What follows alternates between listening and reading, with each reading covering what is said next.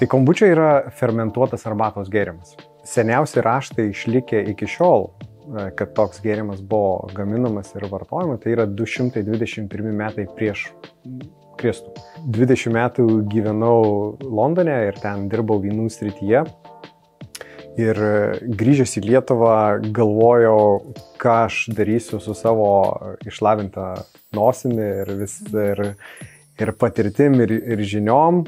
Mes turime arbatų biblioteką, kurioje bręsta virš 100 skirtingų arbatų. Pasaulyje mes esam 2 Mišelinų, netgi ir 3 Mišelinų restoranuose, kas greičiausia yra pirmas lietuviškas gėrimas, kuris papuolęs į 3 Mišelinus. Smagiausia dalis, kad Lietuva ten yra. Tai mes padedam Lietuvą ant to aukščiausio lygio gastronomijos. Ką žino, gal Bredas Pittas Kalifornijoje geria akalą. Irgi tai galimybė, nes jis turi irgi savo arbatos cold brew verslą. Sveiki, mėly klausytojai ir žiūrovai. Su jumis vėl mes, Ar valgoma, Laura ir Evelina, ir tęsime naujametinius pažadus. Praėjo 2 savaitės, mes vėl čia. O jūs ar tęsite pažadus, ar skaitote daug knygų?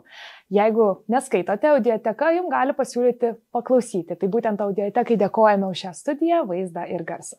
Na, šiai valandai kviečiam knygas iškeisti į pokalbį. Ir šiandien svečiuose pas mus kombučios, fermentuoto arbatos gėrimo akala sumanytojas, vadovas, someljė Martynas Džemavičius. Sveiki, Martynai. Sveiki. Tai sveikinam jūs atvykusius pas mus į svečius ir pradėti norime tradicinio klausimo. Įprastai mes savo pašnekovų pirmiausia klausime, koks dalykas jiems yra nevalgomas, mes esam tinklalaidė Ar valgoma. Tai jūs norėtume paklausti, kokia kombučia jums nėra geriama, nėra skani, ar kurios atsisakytumėte. Ar yra tokia? Manau, kad yra ir tai būtų gal tokio kaip brando neįvardinsiu, bet kaip ir maiste, taip ir gėrimuose ir daugelį dalykų gyvenime žiūriu į sudėtį. Tai jeigu kombučiuose yra sintetiniai skonikliai, dažikliai arba saldiklis, tokios nesirenku. Ir apskritai galbūt yra mūsų klausytojų žiūrovų, kurie nežino, kas yra ta kombučia. Tai pirmiausia, kas tai, kaip tai gaminama? Tai kombučia yra fermentuotas arbatos gėrimas. Ir ta fermentacija vyksta dėka paprastai vadinamo arbatos grybo. Tas arbatos grybas tai iš tiesų yra gerųjų bakterijų ir mielių simbiozė. Angliškai vadinasi SCOBY, 5 raidės. Ir jos kiekviena raidė atstovauja Symbiotic Culture of Bacteria and Yeast, SCOBY. Tai dažnai ir matysime didžiosiomis raidėmis 5 tas SCOBY. Tai yra ta simbiotinė kultūra gerųjų bakterijų ir mielių. Ir kas nutinka, pagaminame arbatą, saldžią su cukrumi ir tada, kai įdedame, paprastai, kai žmonės ir namie gaminasi, įdeda grybą, mūsų atžvilgiu mes įpilame brandžios kombučios ir su tuo įpilimu mes įpilame tas gerasias bakterijas ir mieles. Ir mielės tada gauna to maisto ir sako, wow, čia visas tas saldi arbata, visos maistinės medžiagos, jos pradeda valgyti tas maistinės medžiagas ir to pasiekoje įvyksta fermentacija. Lygiai taip pat ir vyksta alaus ar vyno fermentacija, kai mielės valgo cukrų ir kitas maistinės medžiagas ir gamina skonius, kvapus, angliarūgštę, burbuliukus bei alkoholį ir įvairias rūgštis. Ar tai tikrai naujas gėrimas, nes pakilimas tai tikrai yra tie pastarieji metai, ko gero pandemija, Lietuvoje buvo visiškas šio gėrimo sprogimas, o kaip yra iš tikrųjų, ar tai nėra istorinis gėrimas? Tai yra istorinis gėrimas, jisai yra iš tiesų labai senas, tai seniausi raštai išlikę iki šiol, kad toks gėrimas buvo gaminamas ir vartojamas, tai yra 221 metai prieš Kristų. Yra aprašyta, kad Kinijos imperatorius vartojo fermentuotą arbatos gėrimą, tik tuo metu jis buvo vadinamas gyvybės eleksyru. Ne kombučia, o gyvybės eleksyras. Nes žmonės žinojo, kad vartojant tokį gėrimą, jie išlieka sveikesni ir gyvena ilgiau. Gyvybės eleksyras iš to ir kilo. Kada pirmą kartą pagaminta, niekas nežino. Tai yra visiškai natūralus produktas, gamtos produktas. Tai kai žiūrint, arbatos istorija eina 6000 metų ir gal netgi dar seniau, tai fermentuotos arbatos gėrimas, kada pirmą kartą buvo pagamintas, kai kažkas pasigamino ant laužo arbatą užsikaitė, įsidėjo laukinių bičių medaus pasisaltinimui ir tada tos arbatos dėl kažkokios priežasties neišgėrė, o gamtoje yra laukinių mielių ir tos mielės surado tą arbatą neišgertą saldžią ir pradėjo valgyti cukrų ir kitas maistinės medžiagas ir arbata surūgo, galima sakyti taip paprastai. Ir arbata surūgo, susifermentavo, taip ir gimė tas toksai fermentuotos arbatos gėrimas. Turbūt mažai kas žino, kad tai toks senas gėrimas. Jisai ypatingai senas, 1000, tai nebūtinai tie 2200 kažkiek metų nuo pirmo aprašymo, bet tai gali būti, kad 4000 metų senumo, kai pirmą kartą pasigamino, ar 6, gal netgi tada, kai arbatą pradėjo gaminti ir susifermentavo. O pats pavadinimas yra kilęs, yra tokia istorija labai graži, kuri prasidėjo negražiai, tai 441 metai jau mūsų era, Japonijos imperatorius labai sunkiai serga ir iš Korėjos atvykęs daktaras pradeda gydyti imperatorių gyvybės eleksyru, kad imperatorius nemirtų ir imperatorius pasveiksta. Ir pasveikęs atsidėkoja daktarui ir pavadina tą gėrimą daktaro vardu. Tai japoniškai arbata yra ča, o daktaro vardas kombu. Taip ir gavosi kombu, čia daktaro kombu arbata. Geras. Ir nors šio gėrimo ištakos štai tokios senos, vis tiek dauguma mūsų, bent jau Lietuvoje, atradome per karantiną šį gėrimą, pradėjome gaminti. O kaip jūsų kelias prasidėjo į kombučios pasaulį, ar tai buvo meilė iš pirmo žvilgsnio? Tai taip, manau, kad tai buvo meilė iš pirmo žvilgsnio. Ir šiaip tai 20 metų gyvenau Londone ir ten dirbau vynų srityje. Ir grįžęs į Lietuvą galvojau, ką aš darysiu su savo išlavinta nosimi ir patirtim ir žiniom. Ir tuo metu dar grįžęs neradau to, kur galiu panaudoti. Tai šiaip studijavau natūralią parfumeriją pas Laimę Kiškūnę, čia ir netolies yra studija jos gražioji, kvapnioji. Ir galvojau, kur aš galiu kvepalai, taip, tai toksai hobis, kurį tą alkaną tigrą, kad jau neuostai daugiau vynų, kaip sakant, jį reikia maitinti.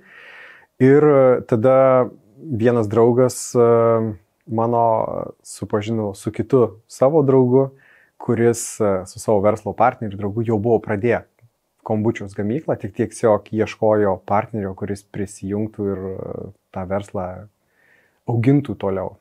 Tai va, tai toks ir tokią turėjome šeimos, kaip sakant, problemą, kad kai žmona besilaukė ir tada, kai jau susilaukė ir maitino mūsų dukrytę ir vėliau sūnų, negalėjo vartoti alkoholio. O šiaip mes abu daugelį metų dirbome vynų industrijoje Londone ir tas vynas buvo tapęs toks, ir darbas, ir hobis, ir kelionės, ir draugai, kolekcijos, investicijos.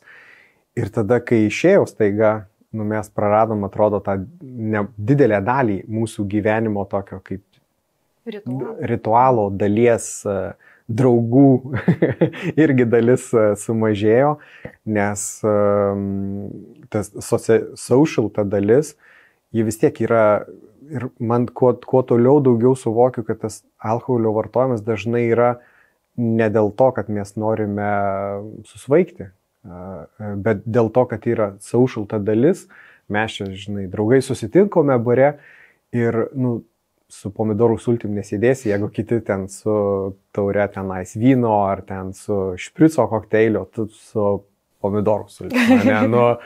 Ir vaizdas, ir kitas, ir mes jau užsisakėm patiekalų ir sakai, čia prie to balto vyno, čia tie, nežinau, midijos su tuo padažu, kokios skanios, o man čia prie to steiko tenais tas raudonas vynas.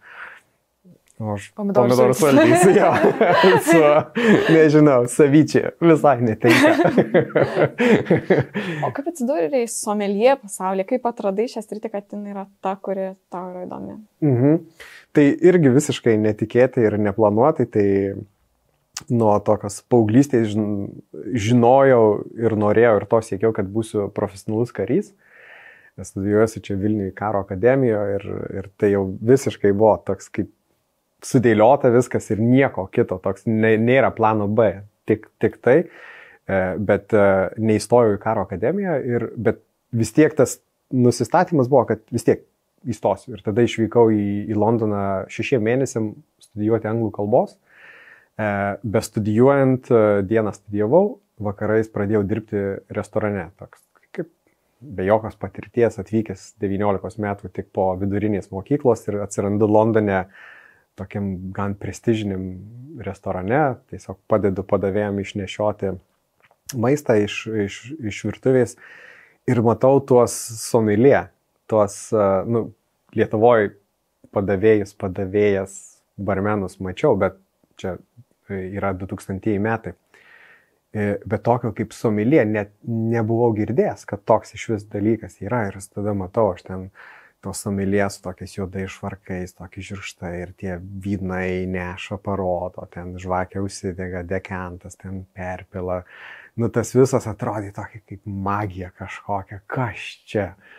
Tada žiūriu tokios knygos sudėtos, o tos knygos tai vynų sąrašai, ten 100 tų skirtingų vynų ir man toks 2000-aisiais Lietuvoje, mažam provinciniam miestelėje Vilkaviškyje, ateini į parduotuvę ir ten, Toreso keli buteliai ir dar ten medžiotojų ir žvejotojų, kokį ten tas vynai ir staiga atvažiuoju ir ten 100 tų vynų, kurie kainuoja 1000 už butelį ir tas toks, wow, kas čia. Tai man toksai susidomėjimas atsirado ir jiems reikėjo komandos pastiprinimo ir taip viskas ir natūraliai augo ir taip ir netapau kariu ir mokiausi anglų kalbą vietoj 6 mėnesių 20 metų. Ir kaip galiausiai nusprendė visgi grįžti į Lietuvą? Kaip grįžti nusprendžiau, tai nežinau, ar girdėjai apie tokį dalyką, gimtinį šauksmą. ir aš buvau apie jį girdėjęs ir galvojau, čia kažkokie paistalai. Ir iš tiesų tas, kai ateina ir buvau girdėjęs, kai žmonės tiesiog, ir dabar aš negaliu te paaiškinti paprastai, kai aiškinau, kaip kombučia darosi. Mėlės valgo cukrų, maistinės medžiagas ir ten, taip ir taip, ir netgi galima eiti ten laboratoriškai viską įrodyti, kaip ten kas jungiasi. Bet tas tėvynės šauksmas toks stiprus jausmas, kurio nėra taip paaiškinti, kad čia laukia manęs didelį karjerą, nuostabus namas ant ežero kranto ir tas, tą sudėjus 2+2 = 4, viskas aišku, turim skristi ir važiuoti. To nebuvo. Buvo viskas atvirkščiai, buvo Londone šeima, mano tėvai šalia gyvenantys, karjera, nuostabi vieta, kelionės. Viskas atrodo tobula. Ne? Bet tas noras grįžti namo yra daug stipriau negu sudėjus viską, ką turi. Ir jisai grįžti, atostogų grįžti, kad ir ne vasarą, kai viskas čia gražu, žalia, bet grįžti, kad ir rudenį, kai lyja, šalta, nesmagu. Ir tu nori grįžti. Tas noras grįžti buvo, ta jėga nesuvaldoma. Tokia aš gal lyginčiau tą tokį, kai yra meilė, kai kartais yra, kai sako, akla meilė, ne? Ir tas jausmas ant tiek stiprus, kad tu ten nesuvaldysi. Kiti sako, kaip tu pažiūrėk į jį. Ką ten matai? Ką tu matai? Visiškai beviltiškai. O nenugali tos meilės, ne? Tos jėgos. Tai aš manau, ta gimtinė šauksmas kažkas tokia, kai su meilė. Kai jį ateina, jau niekas nesuvaldo. Tai keliaukim į Lietuvą ir į kombučios pasaulį. Akala. Ką reiškia pavadinimas akala? Manau, reikia išgerti, kad suprasti. Yra tas posakis. Labai džiaugiamės. Gražiai skamba. Neišgerti, nesuprasi. Pirmą pauosit. Gal mes čia nemokam. Somelie pamokų. Kaip čia dabar? Tai aš jau iš karto, matot, paėmiau ir pasukau, tai labai svarbu. Pirma, tai svarbu, aišku, labai svarbu, ką pilyta taurė. Čia jau žinom, kad gerai. Tai tada taurė labai yra svarbu.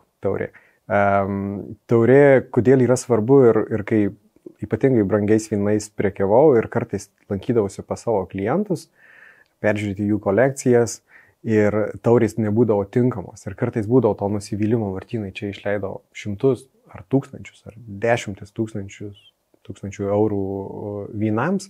Ir jie, kai kurie skanus, kai kurie nelabai, o aš tai žinau, juos daugeliu atžvilgių, ten 90+ % visi praragauti, ir kad jie yra nuostabus, kitaip nesiūlyčiau. Ir tada išsitraukė taurės, žinot, ir ten tokios čekoslovakiškos, tokio storio, krištoliniai taurės, iš sekcijos, tokios mažytės bandai ten pasukti ir jie, kad jau ten viskas. Ir tada sakau, žiūrėkit, jūs turite nuostabų vyną, bet taurė tam netinka. Kur čia vynas, žinai, 500 eurų ir kokia čia dar problema su ta taurė. Tai sakau, paimkime sportininkę, ne, ten praeitais metais olimpiadoje mergina auksą laimėjo, ne, ten kokią bėgime. Tai jinai fiziškai kaip kūnų savo protų, ne, pasiruošusi aukščiausių lygių pasaulyje. Ne, laimėjo aukso medalį. Ir tada sakome, kad šiais metais mes vietoj nuostabių Nike sportinių batelių duosime ten Havieną tapkes. Ir dabar vyksta olimpiada, jau sekanti olimpiada, ir vietoj tų Nike ar ten Adidas ar kažkokių batelių jinai su Haviena tapkė.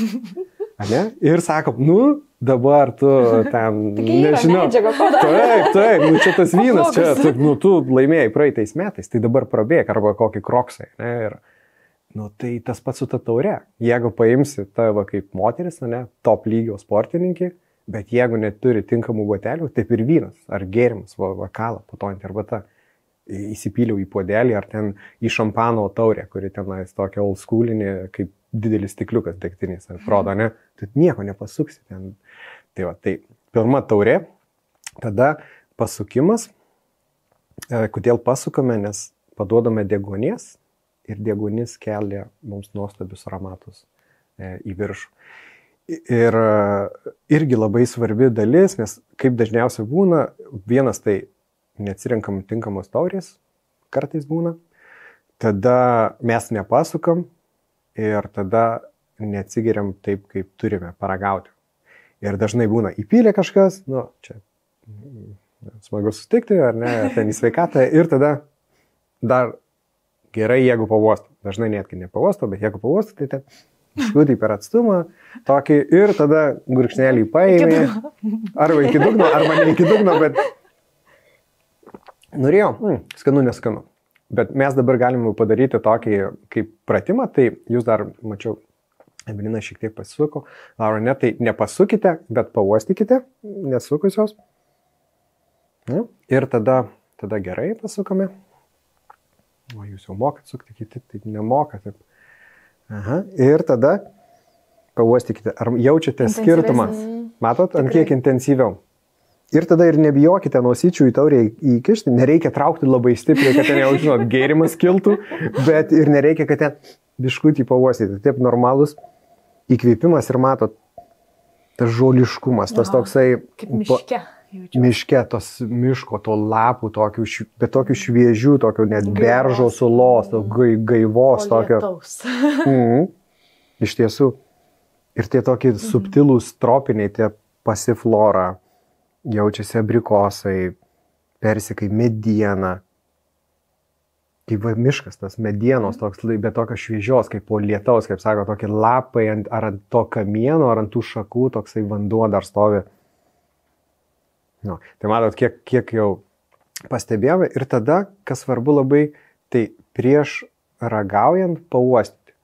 Nes mes žinome, kad burnoje jaučiame tik 5 dalykus, ne? Saldumas, kartumas, rūgštumas, sūrumas ir umami, visa kita ateina per mūsų nosytes. Tai jeigu mes nepauostume, tai labai didelės dalies nepajuntame. Ar tai maistas, ar tai gėrimas, jeigu neuostume, daug ko nepajuntame. Ne? Kaip sakom, peršalom ir ten ragauju, nieko nejaučiu. Tai kas svarbu, pasukam, pauostum ir tada dar vieną parodysiu dalyką, pabandysite. Pirmą pauostysite, paragausite, paimsite mažą gurkšnelį, nurysite ir tada sekantis dalykas, antrą jau gurkšnelį paimsime didesnį ir darysime taip lengvą tokį paskalavimą burnoj. Bet dabar tiesiog nurykite. Tiesiog vieną paimat nuryjat, pabandom pajusti, atsiminti skonius ir tada antrą pasukam, gerai pauostom ir tada paimam didesnį gurkšnelį ir pasitengiam padengti skirtingose vietose, mūsų lūpas, liežuvį, nes skirtingos ir nurijam, neleidžiam ten daug sušilti ir matot, vėl intensyviau, daug pilniau, daug plačiau, tas poskonis, nes čia jaučiame tą tokius lengvus taninus, kaip ir vyne jaučiame, ne, tą džiovinimą tą tokį, kaip ir nuo arbatos taninus, tą rūgštelį iš šonuose liežuvio, čia rūgštelį jaučiam tą... Ir lengvo saldumo tokio net, tokio lengvo. Taip, tas toks saldžiarūgštis saldumas. Ir rūgštelė, ir saldumas. Toksai, viskas balansė, kaip ir kokybiškam vyne. Ir jaučiam tą tokią geltonų slyvų, svarainių. Ir to medienos, ir to gaivaus, to tokio sulos. Čia naudojamas dar šaltinio vanduo, tai duoda tą sūrumą, tą minerališkumą, kurį vynuose turi. Tai ką, akala reiškia? Akala. Čia taip užbūrėmus šis burbuliukai ir kvapai. Akala reiškia, tai yra nepajudinamas išminties karalius, tokia dievybė. Ji iš Himalajų. Iki šiol tiek Tibete, tiek Japonijoje tai vienas iš dievų, kurie jie meldžiasi. Ir kodėl tai buvo pasirinkta, nes kaip žinome, gėrimas greičiausiai, kad kilęs iš ten, seniausi raštai likę iš rytų, kad fermentuotas arbatos gėrimas, o Lietuvos kalbos šaknys yra sanskrito kalbos šaknys. Tai dėl to ir laikoma lietuvių kalba viena iš seniausių, nes yra, galima sakyti, greičiausiai, kad seniausios kalbos šaknys. Ir akala yra sanskrito kalba. Tai tas dievas japoniškai yra fudo, o sanskrito kalba yra akala. Akala angliškai versija, bet sanskrito kalba tartusi ačala. Ačala. Ir daug žmonių, tikrai kaip ir pačios eksperimentavusios namuose, bando pasikaminti kombučą. Kaip manai, ar galima namuose pasiekti tą tikrąjį skonį? Aš manau, kad galima, nes tai labai priklauso nuo to, ką laikai tikras skonis. Ir tas, kas skanu, žinot, gal vieniems ką namie gaminasi, ar ką draugė, ar kaimynė gamina, daug bus skaniau negu akala. Ir viskas su tuo gerai. Tai tas skonis, ko mes siekiame. Aišku, namudinėm sąlygom išgauti to tyrumo, rafinuotumo, skaidrumo nepavyks, nes kitos technologijos ir kompleksiškumo gali būti sudėtinga. Mes turime arbatų biblioteką, kurioje bręsta virš 100 skirtingų arbatų.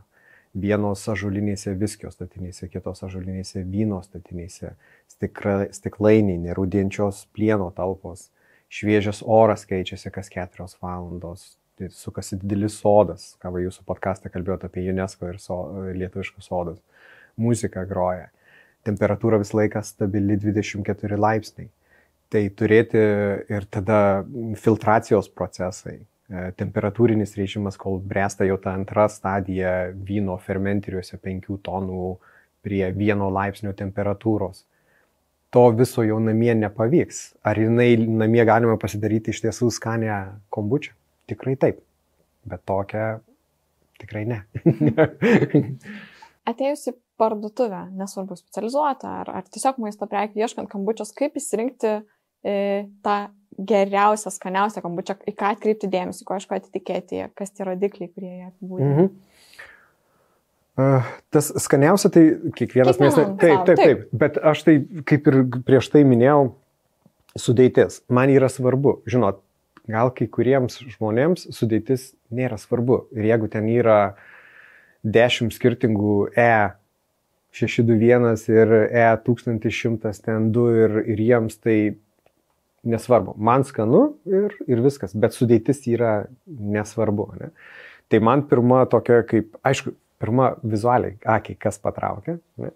Tada antras iš karto imu nugarinę etiketę žiūrėti. Ir jeigu man ten yra skoniklių, saldiklių, kvapiklių, visokie sacharinai, ten tas, tai, kad ir gražiai atrodo, aš padedu ir net nesvarstau jos pirkti to gėrimo ar maisto pirkti iš vis.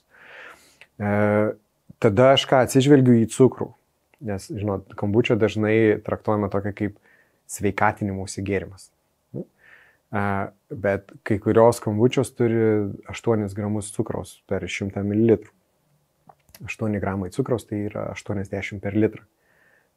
Lyginant su kola yra 11. Tai mes artėjom kola, fanta tą segmentą. Ir jeigu žiūrime to iš sveikatinimosi pusės, tai to cukraus 80 gramų litrai yra daug. Tai aš atsižvelgiu ir tą. Ir žinot, ko siekia, jeigu esu didelis kolos fanas, geriu nepastoviai, ir tada nuo 11 gramų kristi į 1,9, tai gali būti iš 3 aukštų namo iškristi. Per didelis šuolis skoniškai. Bet jeigu aš esu vyno mėgėjas arba sveikesnių maisto gėrimų, tai mano paletė jau nepripratusi prie 110 gramų cukraus litre. Mano paletė pripratusi, skoniniai receptoriai, prie vyno, kuris yra 1,6 gramo 100 ml. Tai tie, kurie, taip ir būna, tie, kurie mėgsta vynus ir sako, o čia kombučia, čia kaip ir vis populiarėja, kaip ir geras pakaitalas vynui, vis tiek gastronominis, vis tiek tinka su maistu ir tada įsigyja ten kombučia, kurios ten pH rūgštis yra tarp acto ir vyno ir tada, kaip aš aitru, čia toks raugas, čia ta rūgštis, tokia atstinga, o to cukraus, ir tada būna tas nusivylimas. Tai viskas yra toks subjektyvu ir žiūrint, ko ieškai. Ir tada, kas svarbu, kaip ir su vynais, kai dirbau, sakiau, kokį čia man, kas yra skanu, kuris vynas geriausias.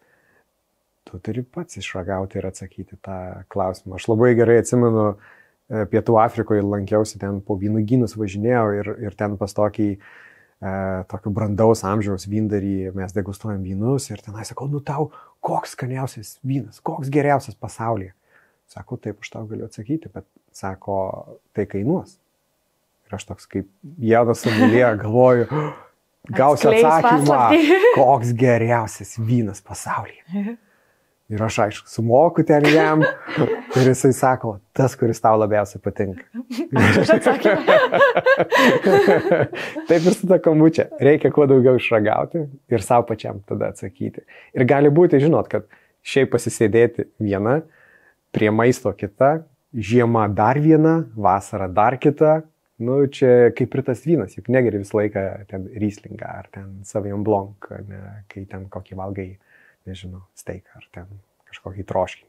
Kitaip tariant, jeigu nepatiko viena kombučia, tai dar reikia daugiau ragauti, nes tikrai aš turiu aplinkoje, aš sakau, aš ragau, man neskanu. Tai gal tiesiog ne tas skonis buvo dar. Taip. Aš tikrai už tai ir tuose vynuose, ir maiste, ir su savo vaikais mes stengiamės labai paragavau ten, nežinau, lašišą, neskanu. Paragauk dar kartą, sekančių kartu, ir jeigu tu ragavai jau ten 3 kartus, tu kaip ir atsakėjai. Taip ir su ta kombučia, paragavo vieną gamintoją ir mums, kai seniau dažniau dalyvaudomis visokiuose renginiuose, mūgėse ir būtent kviečiame žmonės paragauti mūsų gėrimus, sako, o kombučia, ten jau pagalvojus blogą darosi. Ir tada sakom, prašau, čia mes čia labai kitokį negu šiaip tradiciniai tokia kombučia. Ir tada paragavom, o šitą tai gera, o šitą tai galėčiau gerti. Tai tas yra tokį vieną kartą paragavai, nurašiai ir čia jau yra blogis, tai tiesiog. Tai būtent apie tą skonių įvairovę. Kokius skonius siūlote, ką mes dabar ragaujam ir kokie galbūt yra pirkėjų mėgstamiausi? Tai ką dabar ragaujam, tai gaila, kaip pasakyti, kaip gaila, bet Lietuvos pirkėjai to negali įsigyti. Norėjau jūs pavaišinti gėrimu, kuriuo mes prekiaujame Amerikoje. Šiuo metu kaip tik ruošiame antrą siuntą į Ameriką ir galvojau pasimsiu pas jūs į svečius paragauti šio gėrimo. Tai yra balto vyno stiliaus. Ir mūsų kaip ir visas asortimentas yra sudėliotas kaip alternatyva. Tai nesakant, kad tai yra geriau, bet tuo momentu, kai tais atvejais, kaip ir mums, kaip šeimai buvo tas atvejais, kai nevartojom alkoholio ir tada vis tiek norisi, sukom taurę, uostėm, ragavom, dar čia jeigu maisto būti, kaip tas derinamumas, tai norisi. Tai sudarytas asortimentas, kad atitiktų stilistiškai panašu į tą baltą vyną. Ne? Tai čia ir turime tą gaivą rūgštelę, turime lengvus taninus, turime tuos... Čia netgi mes kai kūrime, tai kad saldumas, rūgštumas atitiktų lygiai greičiai kaip sausam vynui. Tai laboratorijoje visą laiką tyriam kiekvieną partiją, kad saldumas, rūgštumas atitinka kaip vynui ir skoniškai tada, kai atitiktų kaip vynui. Tai yra balto vyno stilius, rožinio vyno stilius, raudono vyno stilius. Tada kalėdom turime limituoto leidimo Winter Spice, tai taip kaip kalėdinio raudono vyno su visais prieskoniais. Ir turime 2 kokteilius - mimozą ir špricą. Mes truputėlį kalbėjom ir apie tai, kad vis daugiau žmonių net ir renkasi nealkoholinės alternatyvas tiesiog visam laikui. Kai jūs pastebėt, kokios tendencijos matomos, sortimentas tikrai auga. Sausis irgi įvairios mados, žinom, kad ir jūs prisijungėt prie sausio judėjimo. Ką pastebite? Kad auga ir labai sparčiai auga. Labai sparčiai auga. Manau, dėl skirtingų priežasčių auga. Vienas tai žmonės sąmoningiau renkasi vartoti mažiau alkoholio arba jo iš vis nevartoti. Tai mes, kai darome klientų analizės, tai sakyčiau 90+ % mūsų klientų yra vynų mėgėjai arba gastronomikos mėgėjai iš dalies. Ir tai nereiškia, kad jie atsisako visiškai vyno, bet jie sąmoningai renkasi, kad aš vartosiu mažiau. Ir tas netgi iš vynų tendencijų žiūrint, tendencija jau paskutinius keletą metų, kad renkasi kokybiškesnius. Tai vietoj to, kad žmonės gertų ten vyną 5-6 dienas per savaitę, jie renkasi gal 5-dienį, 6-dienį, bet tada aš nusipirksiu jau geresnį tą vyną, nes net tokį jaučiu, jau toks kaip rewardas ateina, ne, sunki savaitė, dirbau, bėgau, dariau, čia pasiekiau, nepasiekiau kažką ir 5-dienį aš jau įsipilu tą taurę gėrimą. Bet kas nutinka su pirmadieniu ir 4-dieniu, vis tiek taurė norisi sukti. Tai yra tas, kai 2-dienį įsikepiau ten žuvį, ar ten skanų, ten karį kokį pasidariau ir koks skanus patiekalas. Ir norisi ne pomidorų sultys ar vanduo, ne, o norisi tai, kas dėrėtų. Ir ypatingai tas ritualas, aš manau, kad tai irgi labai svarbus aspektas. Ir susitikom, taurės kalbamės, sukam, uostam, kažką užkandžiaujam. Tai yra dalis to viso. Tai žmonės, kitas dalykas, manau, kokios yra tendencijos, tai kad sąmoningiau renkasi, labiau žiūri į savo sveikatą, prie ko prisidėjo, skaitant ir raportus įvairius pasaulinius, kad COVID labai prisidėjo prie sveikesnės gyvensenos. Žmonės kai kurie atrado tokį dalyką kaip imunitetą, apie kurį nežinojo gal prieš tai, kad kūnų reikia rūpintis, kad jisai būtų atsparesnis įvairiom virusam, lygom. Tai tas visas ir matome iš sveikesnio maisto, ne, ką jūs ir jūsų apžvalga 23 metų, kuri man labai patiko tas podcastas. Džiaugiamės.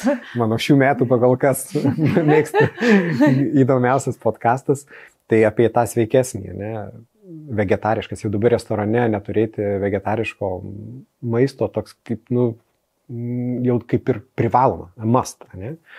Taip ir kombučia jau artėja tai, kad jau tu privalai turėti. Tai tas sveikesnis maistas. Tada kitas svarbus aspektas yra tai yra prie to nealkoholinio gėrimo, tai mūsų gyvenimo stilius dabar yra daug greitesnis ir labai reikalaujantis iš mūsų daug. Mes patys į save įsikeliam daug tikslų, ne, žmonės ambicingi, jie nori daug pasiekti, nori studijuoti, nori keliauti, nori keltis anksti ryte, daryti jogą, medituoti, ne, ir daug nuveikti, ir ryte atsikėlę būti žvalus ir tiesiog strikti ir bėgti. Ir tada, kas nutinka, kad alkoholis pradeda trukdyti tavo tam greitam, tam fast pace tokiam. Ir jisai penktadienį taip smagu, taurė 2, nes šeštadienį gali ryte dar lovo ilgiau pasivartyti, o antradienį, trečiadienį gal ten koks susitikimas kolegų ir aš noriu, kad ten jau 6 rytą man joga, ne?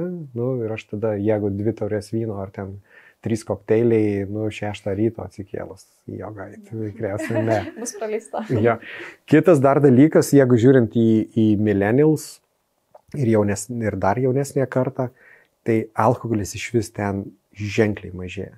Ženkliai mažėja ir tai nes Londone paleidinėjom tokį labai didelį startuolį skirtą millennialsams į vynus ir mums nepasisekė su juo, nes ko neįsivertinom, kad jie ženkliai mažiau vartoja alkoholio. Alkoholis dažnai jiems, kaip pasakyti, mes kai darėme tas gilias analizės Anglijoje, nežinau kiek čia, bet kai daugeliu millennialsų tas alkoholis ar alkoholio gėrimas yra tėvų dalykas. Mes kuriame savo naują kultūrą, ar tai sąmoningai, ar tai pasąmoningai, bet tai yra, ar ten, matot, kaip palyginus, gali būti kraftiniai alus, ne? Nu, ten tėtis gėrė švyturį ar ten kitką, ne? Bet mano tai yra ten genys, ne? Nu, kraftinis ten tattoo artist sukūrė etiketės, ten viskas cool ir čia, žinai, jau švyturys, kalnapilis ten tėvų reikalas, ne? Tai taip ir su tuo alkoholiu, kad jiems nebūtina smagiai praleisti laiką kartu, kad ten reikia, kad butelys degtinį stovėtų. Tai turbūt ne tik sausas sausis, bet ir sausi metai. Gali būti tikrai populiarėja. O vis jau minėjo visokius maistus, patiekalus, tai nejučiom irgi iškart kyla klausimas apie tą derinimą su maistu. Ar irgi galioja tos pačios taisyklės kaip apie vynus kalbant, ar čia jau kažkokios kitos? Priklauso nuo pačio gėrimo, tai mūsų atžvilgiu tai yra vienas iš esminių dalykų pas mus, kad turi dėrėti su maistu. Ir mes dėl to vadovavomės tuo pačiu, kaip pasakyti, stilistika kaip vynas ar ten šampanas. Ir kaip minėjau, ta rūgštis, saldumas, skoniai turi būti kaip vyno. Nes vynas ir maistas, tas jo derinamumas eina greičiausiai 1000 metų. 100 tai jau tikrai, ten keli šimtai metų, kai žmonės tiesiog Italijoje, Prancūzijoje, ten Ispanijoje gaudė žuvį ten ir ištraukė ir ten jie kepė ten kokias skumbrės Portugalijoje ir ten pylė kokį vyno verdę vyną ir tai yra jau per 100 metų giliai padarytas food matchas, ne, su gėrimu.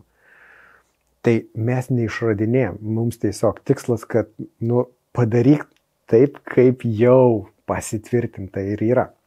Tai jeigu šiaip paimsime tradicinę kombučią ir ten 6-8 gramai cukraus, ir pH artėjam acto, tai aišku, jinai nederės su ta ten kokia skumbrė, ne, ant grotelių iškepta. Bet jeigu paimsime pH rūgštis ta pati, kaip sauso vyno saldumas tas pats, poskoniai, tekstūra, viskas, tai aišku, jinai derės. Tai va, tai pas mus yra labai labai svarbu, kad mūsų gėrimai derėtų ir tai turi tą tokį pranašumą ne tik Lietuvoje, bet ir pasaulyje. Ir mes girdim, yra mūsų kolegos, konkurentais nevadinu, labai gražiai suragavom su Copenhagen Sparkling Tea, kurie ir Lietuvoje labai populiarūs, labai kokybiški produktai. Bet ką girdime, daugiau netgi ne Lietuvoje, bet užsienyje iš mūsų draugų, kolegų, distributorių, kad mes dar labiau gastronominiai negu Copenhagen Sparkling Tea. Kaip operatyvas Sparkling Tea, Copenhagen Sparkling Tea, labai nice, labai kokybiški, tyrus, kompleksiški, kai kuriais atžvilgiais per daug turintys cukraus. Ne? Ir tada derinti prie tam tikrų patiekalų nėra. Taip pat sekantį, ką paragausime, tai mūsų raudono vyno stiliaus. Tai yra nemažai tų arbatų, putojančių ar kombučių, kurios yra baltos arba rožinės. Bet tokį, kad raudoną turėti, kad kaip raudonas vynas, kaip būtų tie taninai, poskoniai, viskas, jų nėra. Ir tada, kaip ir mes pradėjome, ir Arminas, ir Drasevičius, ir Narimantas, ir Martynas tuo metu dar Kempinski, jiems raudonas, tai buvo, wow, pagaliau tų nealkoholinių dar vynų, putojančių ypatingai dar yra to kaip ir pusėtinų. Bet tai, ką derinti ten prie kokios antienos, nėra. Ir atsiranda Akala su savo ten miškų uogų krepšiliu, su visa mediena, su miškų paklodė, su tavo oda, su viskuo. Ir štai, prie antienos turime nealkoholinį gėrimą dienos pietums. Ne? Didelė dalis jūsų verslo yra į užsienį orientuota, daug kambučių iškeliauja iš Lietuvos. Kodėl pasirinko tokią strategiją ir kodėl įdomu ir tos užsienio rinkos, ką jos atveria, ką suteikia ši galimybė? Minėt, kad ir skoniai ne visi yra Lietuvai, kitokios. Taip. Tai Lietuva yra vis dar didžiausia mūsų rinka pasaulyje. Ir to, kaip pasakyti, atsisakyti namų rinkos nėra jokių planų. Vis tiek čia yra gimtinis šauksmas. Taip, sužadėti, čia būtų išdavimas savo gimtiniais. Tai mes ir vis tiek skiriame labai daug dėmesio Lietuvai ir iš marketinginiais pusės ir tikrai jos nepamirštam. Bet suprantam, kad su savo didelėm ambicijom Lietuvos rinka, kaip bebūtų, yra labai maža. Ir ypatingai nišiniam produktui kaip Akala. Ne? Tai manau, kad Lietuvoje yra išties daug gamintojų, kurie tik Lietuvoje parduoda ar kombučią, bet įvairius dalykus. Ar tai pienas, ar tai sūris, ar tai rūbai, ne? Bet tada, jeigu tavo ambicijos yra didesnės šiek tiek nei mažas toksai verslas, tai tada turi eiti labai plačiai. Visi prekybos centrai, jau kolonėlės, ten viskas labai plačiai. To mes nedarome ir neplanuojam. Ir tada mūsų ta plėtra yra nors ir mažas segmentas toj valstybėje, bet imti plačiai. Principų to vadovaujasi ta pati Copenhagen Sparkling Tea ar kiti premium ir luxury brandai skirtingose sferose, kurie nėra tik tai vienoj rinkoje ir labai plačiai, bet pasima tą segmentą ir tada jeigu turi 30 rinkų ar 50 rinkų, nors ir mažas segmentas ir ypatingai jeigu pereini į tokias rinkas kaip Amerika, Kanada, kurioje mes esame, ar ten Ispanija, tai nėra 2,5 milijono žmonių. Tai kai kuriais atvejais yra 100 milijonų žmonių ir nors turint tą mažą segmentą, kur yra 50 milijonų žmonių vietoj 2,5, jau gali būti netoks ir menkas. Tada kitas, ką mums duoda, tai atgalinį ryšį. Žinot, mes kodėl pradžioje ypatingai daug investavome į renginius ir daugeliu atveju aš pats ten dalyvaudavau. Ir mes prieš 3 metus padarėme 54 renginiai per metus. Tai yra kartais tą pačią netgi dieną vykdavo 2 renginiai skirtingose vietose. To pasekoje mes gavome labai daug atgalinio ryšių. Skanu, neskanu, sunku atsidaryti, nesuprantu etiketės, nesuprantu to pavadinimo, norisi saldumo, norisi kartumo, norisi rūgštumo, šitas tikrai netiks su antiena. Ir tą susirinkti viską, nežinau, gali samdyti kažkokias įmonės, kurios darys tą analizę. Niekad nebus tokia gera atgalinis ryšys, kai atstovi ten, nežinau, sostinės dienose 3 dienas nuo ryto iki vakaro prakalbi su keliais šimtais žmonių ir suvoki, šitas tiko, šitas nepatiko, ten visiškai nesuprato ir tada darai išvadas. Ir gali labai greitai koreguoti pagal klientų atgalinį ryšį. Taip ir pasaulinėse parodose sudalyvavom. Ten irgi prastovi 2-3 dienas parodoj nuo ryto iki vakaro, pakalbė su žmonėmis iš viso pasaulio ir galvoju, Lietuvoje susikūrė, visi ragauja, visi giria ir viskas labai puikiai. Ir tada ten iš Australijos sako, ne, čia per daug, čia joks trūksta ten to, ar kitka ir tokį, darai tas išvadas. Tai pasaulis mums padeda labai plačiai žiūrėti. Tai kokiuose šalyse dabar galima akalus paragauti? Kiek rinkų? Šiuo metu 10 rinkų.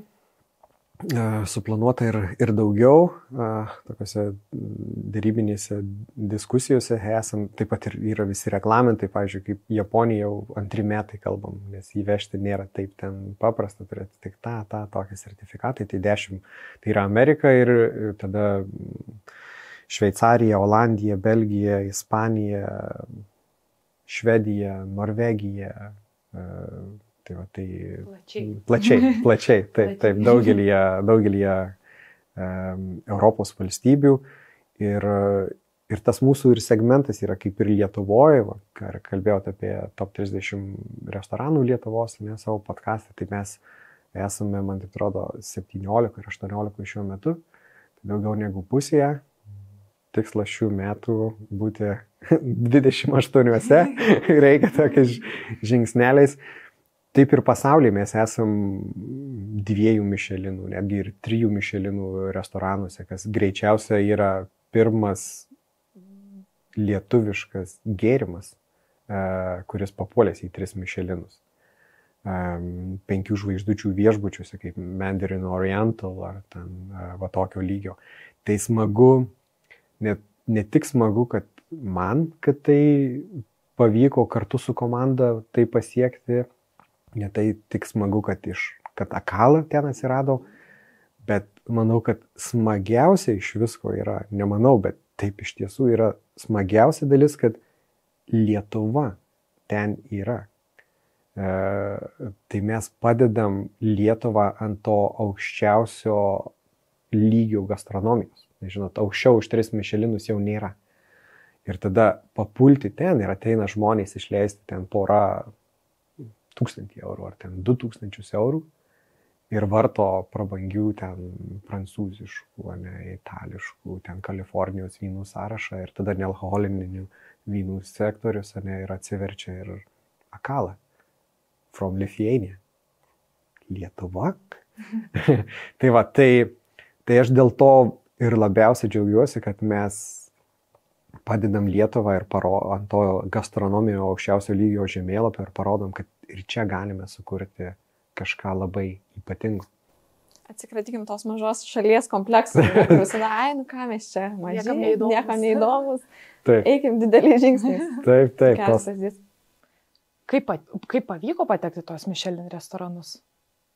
Turbūt tikrai čia daug ką reiškia dirbti su Michelin. Taip, čia toks, žinot, kai patenki į Micheliną, patenki į tuos geriausius viešbučius, bendradarbiauji Lietuvoje, su Audi labai artimai bendradarbiaujam, su Lexus, su BMW, su Rolls-Royce Anglijoje. Šiais metais vyks 120 metų Rolls-Royce jubiliejus, kurio metu jie pristatys elektromobilį savo pirmą ir 1500 Rolls-Royce klubo narių švęstą gimtadienį ir Akala yra vienas iš gėrimų ten. Ir mes būsime net ir knygoje. Tai reikia suvokti tą lygį, kad greičiausia garsiausias istorinis automobilis Rolls-Royce'as savo jubiliejui pasirenka lietuvišką gėrimą. Nu, čia toksai, nors aš tai jau žinau pusę metų, dar iki galo pilnai nesuvirškinu to dydžio, Rolls-Royce'as ir lietuviškas gėrimas. Nu, kažkas tokio. Tai va, ir tada jau jeigu kažkam dvejoja kažkas dėl Akalos kokybės, tai tada reiktų paklausti Rolls-Royce ir 3 Michelinų žvaigždučių ir visų tų, kas tada negerai. Nes čia tampa tada tik tai skonio reikalas. Man neskanu. Man skanu saldžiau ar karčiau ar dar rūgščiau. Bet kad kokybė yra, tai yra. Ir tai visos komandos labai didelis darbas, kad pasiekti tą kokybę. Ir tada, kai turi tokią kokybę, daug lengviau patekti į tuos visus dalykus. Ir tai, manau, tiem 3 Michelinai, kas yra, tarp kitko, iš Danijoje yra, ir kalbėjote savo podcast'e apie top 50 geriausių restoranų, ir yra toks restoranas Alchemistas Kopenhagoje. Ir žodžiu, ten dirba Lietuvaitė Jogailė. Ir ji pas mus gamykloje lankėsi, nes ji yra jų nealkoholinių gėrimų somelė. Ir, žodžiu, mus pasikontaktavo, sako, aš iš Alchemisto noriu atvykti ir galvoju, wow, Alchemistas.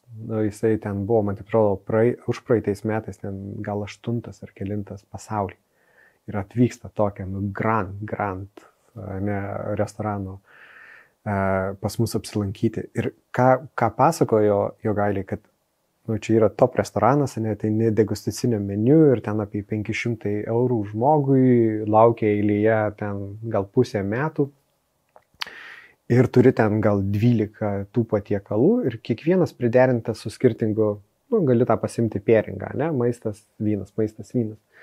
Bet jeigu išragauji 12 vynų, tai gale jau viskas pro miglą, kad ir mažos tos, bet jau vis tiek. O tu laukiai to potyrio viso, ir tu tada nori išlikti, taip tu nori atsipalaiduoti ir mėgautis visą tą skonių, tekstūrų, kvapų kelionę, tai ypatinga, bet tu nori išlikti gan blaivus ir sąmoningas, kad viską pajusti, kiekvieną tą traškėsi, kiekvieną kvapą. Tai kas yra, kad 50% jų visų klientų renkasi, kad pusė būtų vynai, o pusė nealkoholiniai gėrimai. 15% renkasi, kad būtų visi nealkoholiniai. Jie nori visiškai išlikti sąmoningi ir labai budrus, kad ten jau kiekvieną dalelę užjusčiau to. Mano draugas čia prieš gal porą metų buvo Naumui ir jie 4 vakarieniavo ir 3 iš jų pilnai pasirinko nealkoholinę versiją. Ir kas matot tada nutinka? Tai nutinka, kad tiem restoranams paklausa labai didelė. Ir expectationas iš klientų, kurie atėjo išleisti porą 1000 eurų, yra irgi labai didelis. Ir tada jiems reikia pasiūlyti tuos nealkoholinius gėrimus, kad jie būtų to lygio. O pasiūla yra sąlyginai maža šiuo metu. Žinot, jeigu nori ten nuostabių šampanų, tai 1000, vynų 1000, ten rinkis, tik laiko turėk ir atsirinksi. Bet jeigu sakai, 3 Mišelinų restoranas, reikia sudaryti nealkoholinių gėrimų meniu, tai yra lašelis jūrai, kiek jų yra. Ir taip ir mums reikia tų Mišelinių labai, bet jiems šiuo atveju, šiuo momentu pasaulio visoje, jiems mūsų reikia daugiau, netgi nei mums jų, nes tavo pasiūla ir paklausa yra, prasilenkia. Restoranai, aišku, yra viena vieta, kur norim skaniai valgyti, skanius gėrimus gerti, bet namai irgi yra ta vieta, kur viso to norisi. Kita jūsų veiklos rytis yra degustacijos, kur tikriausiai gali daugiau sužinoti apie patį kombučios pasaulį. Kaip vyksta, ko tikėtis atėjus į jas, rezervavus jas savo komandai, draugams, nežinau. Tai tikėtis visiškai naujo potyrio ir tos gastronominės kelionės. Tai mes kaip ir mūsų Akalo šūkis yra gastronomical, natural, social, tai ir atspindi labai. Tai mes irgi kaip ir su tavo rūgštim saldumu, tai kažko neišrandam. Aš per 20 metų daugelį pasaulio valstybių lankiausi pas vyndarius ir gerai žinau, kaip vyksta tie, kaip sakant, tos gastronomijos patirtys, tas visas turas, vakarienės, pietus. Tai atsikartoja taip, kaip Prancūzijos ten kokio šeto, tai mes pirmą darome turą. Po mūsų gamyklą pamatome, kaip bręsta mūsų 100+ arbatų prie muzikos, pamatome mūsų arbatinukus, paragaujame tiesiai iš fermenterių, kur ten 5 tonų fermenteryje bręsta gal Amerikai skirtas gėrimas. Tiesiai iš fermenterio, ar butelį šio gėrimo galime įsigyti čia tuo išėję, nežinau, botleryje, ar vyno klube, ar vynotekoje, ar livinė, tai taip, galime, bet tiesiai iš 5 tonų fermenterio negalime, ar amerikietiškos versijos negalime. Tai tai tas potyris ir tada turim degustacijų tokią erdvę, kurioje skirtingi patiekalai yra priderinti prie skirtingų mūsų gėrimų. Ir mini tą muziką ir grybus. Labai tikrai įdomu, kodėl grybai klauso muzikos. Tai irgi nėra kažkoks išradimas, tai vyndariai taip pat naudoja tiek vynuogynuose, tiek ir pačiuose vyninėse. Ir kad muzika, grybas yra gyvas, ne? Jisai gyva kultūra ir jį veikia energetinė banga. Tai kaip ir mus veikia muzika, ne? Vienokią muziką klausydamasi vienaip jaučiamės, kitokią kitaip, jeigu ten kokią meditacinį muziką vienaip, ne, kokią elektroninį muziką mes jau visai kitaip, ar ten kokius. Tai va. Ir netgi moksliškai įrodyta yra ir YouTube labai įdomus dokumentinis apie japonų mokslininką, kuris tyrinėjo vandenį ir kaip jisai įtakoja prie skirtingo garso. Man tai vadinasi water. Ir ten moksliškai jau įrodyta, kad struktūra vandens labai keičiasi prie skirtingų garsų ar netgi prie skirtingų žmonės. Prie vieno, irgi kažkoks tyrimas buvo darytas, prie vieno vandens stovėjo žmonės ir sakė, koks tu gražus, koks tu skanus, kaip mes tave mylim. Nu, va, tos gerus dalykus. Ir kitoj patalpoje stovėjo prie vandens ir ten sakė, mes tavęs nekenčiam, tu ten toks ir anoks ir kitoks. Ir jie po to per mikroskopus žiūrėjo tenais prisidinę, kokios struktūros. Ir buvo, totaliai skirtingos, ne? Labai. Tai, o čia yra 90++ vanduo. Tai ten, jeigu groja muzika, grybas ir vanduo, gerai ten viskas jaučiasi. Tai ir mes moksliškai neįrodė, bet remiatės kitų. Ir smagu, ten darbuotojai, kol dirba. O kokios dainos skamba? Kokia muzika?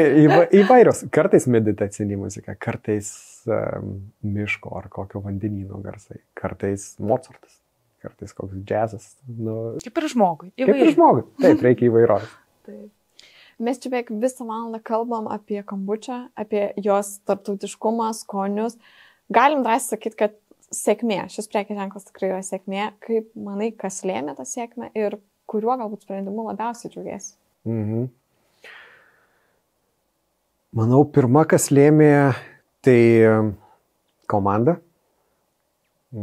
kuri išties nuo pagrindinių akcininkų iki viso kolektyvo, kuris yra ir kurio dalimi aš irgi esu. Ir tai, manau, tas tinkamos komandos, ambicingos komandos turėjimas yra labai didelį dalis Akalo sėkmės. Tada kita sėkmė, tai yra, sėkmės dalis, tai yra, kad pasiūlyti, kaip čia angliškai spręsti pasaulinę problemą. Ir aš atsimenu, seniai skaičiau tokį straipsnį apie, toks yra N26, toks, kaip revoliutas, tai va kažkas tokio. Ir jo savininkas to banko sakė, kad, kaip padaryti labai didelį verslą pasaulyje, tai yra spręsti pasaulinę problemą. Nes gali spręsti lokalią, visiškai lokaliai ten, ne, čia kažkur pakeliuje nėra jokios parduotuvėlės. Ir kaip yra potencialus dalykas atsidaryti parduotuvėlę, kur galėtai nusipirkti ten kai kurių prekių. Ne? Mes sprendžiame lokalią problemą, kad čia žmonėm nėra ir tu įsprendi ir potencialiai verslas bus sėkmingas, nes įspręsime tą problemą. Tada gali Lietuvos mastu spręsti problemą. Ne? Nėra ten, nežinau, kokybiškų sūrių tenais, kokio tinklelio, ne, kad kiekvienojam tenais miestelėje būtų ten kaip ir kokia vyno parduotuvė, ne, kai kokios vyno tekos, tai būtų gerų kokybiškų sūrių, ne, lietuviškų vynų.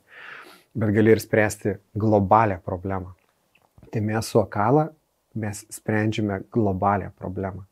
Ir ta globali problema tai yra tokia, kad pasiūla sveikų, nes yra daug nealkoholinių gėrimų, kurie yra nesveiki, neskanūs, ne, tai yra sveikas, prabangiai atrodantis, vyniškų stiliaus gėrimas.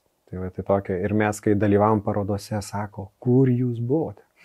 Mums to reikėjo. Tai manau, ta tokia tinkamas produktas tinkamoje vietoje, su tinkama komanda davė tą sėkmę. Ar tinkamu laiku. Ir tinkamu laiku, visiškai. Ir turbūt jau šiame pokalbėje nuskambėjo daug argumentų, kodėl reikėtų paragauti ir dėl skonių, ir dėl naudų, ir dėl to, koks tai Lietuvą garsinantis produktas. Bet visgi, jeigu dar klausytojai neišgirdo, tai tokie pagrindiniai, nežinau, argumentai, kodėl reikia paragauti, jeigu dar neragavo.